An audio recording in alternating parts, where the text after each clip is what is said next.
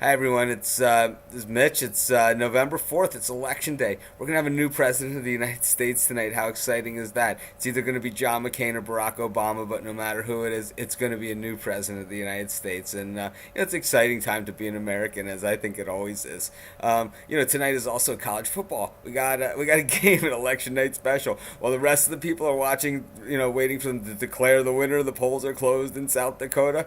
I'm going to be watching Turner Gill's kids running around the field out in Buffalo playing against the Miami of Ohio Redhawks. Yeah, I might switch over and watch some of those election returns, but they make it more exciting than it probably really is. There's only 50 states, and then there's a couple districts and things that they also count. I don't actually follow it that closely. I cast my vote, I do the best that I can, but after that, it's pretty much out of my control. In any event, let's get back to the football field. Buffalo's having a pretty decent season. At the beginning of the season, Buffalo is one of my teams that I said does not stink anymore. I wrote an article. I said, 10 teams that are not going to stink this year, and Buffalo is one of them. And sure enough, they don't stink. They're not bad. They're not great, but they sure as heck don't stink. They've been in against some of the big boys, and they've played the big boys pretty well. Against the lesser teams, they played extremely well. So I'm on Buffalo. I'm laying 8 points. Miami of Ohio, tough team to figure out. Played Northern Illinois extremely tough in the windstorm 2 weeks ago in a 17-13 loss. Then last week get blown out by the Kent State Golden Flashes. Had over 50 points laid on them, scoring only 20. Kent State, not really a college football powerhouse this or any year. So, Miami of Ohio, I just can't figure them out at all. I'm going to say we're going to stay small. It's Tuesday night.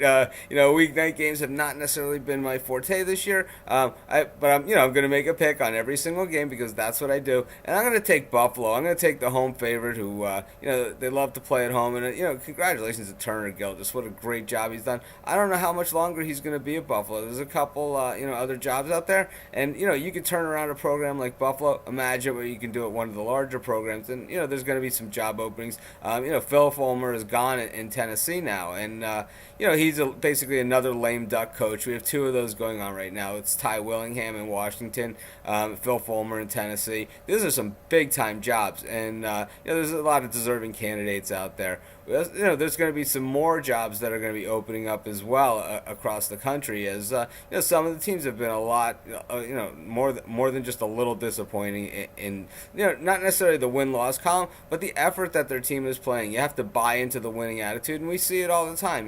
Where a team buys in. I mean, you look at Baylor and Art Briles, and while the team isn't going to have that 1 year turnaround because they play the Big 12 schedule, where it seems like every team is ranked in the top 10.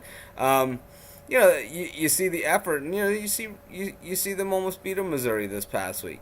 So we got a lot of games coming up this week. We have Penn State, Iowa. Some that we're really watching the lines because we talked about the lines yesterday. In Penn State, Iowa, the line's gone from 7 to 7.5. It's gone up. Alabama, LSU, the same thing. The line has gone up. It's now 3.5, 4 is what I'm seeing on that game with the Tide being favored. Making the trip to Baton Rouge. A few other things. On the message board, some interesting discussion about the Florida Vandy game. Not something that I really, even was paying much attention to, but just a couple of posters really, going back and forth on it. And it's just, a couple interesting things about that game that, Vandy hasn't really given up, as many points as that spread is all season long. But, the Gators have covered some big numbers. So, that's probably one I'm going to stay away with, but maybe Jordan has a good opinion on it. So, in any event, we got a great week of college football coming up. We got tonight's game. Then we got 2 games tomorrow night. 2 games Thursday, including a monster matchup of TCU and Utah, which is going to probably decide one of the BCS teams. And, we got a game Friday and a full slate of, Texas Tech and Texas Tech, Oklahoma State is Saturday. I mean, it's huge. It's that time of year. It's college football. We just love it because this is our favorite time of year. This is Mitch. Have a great day.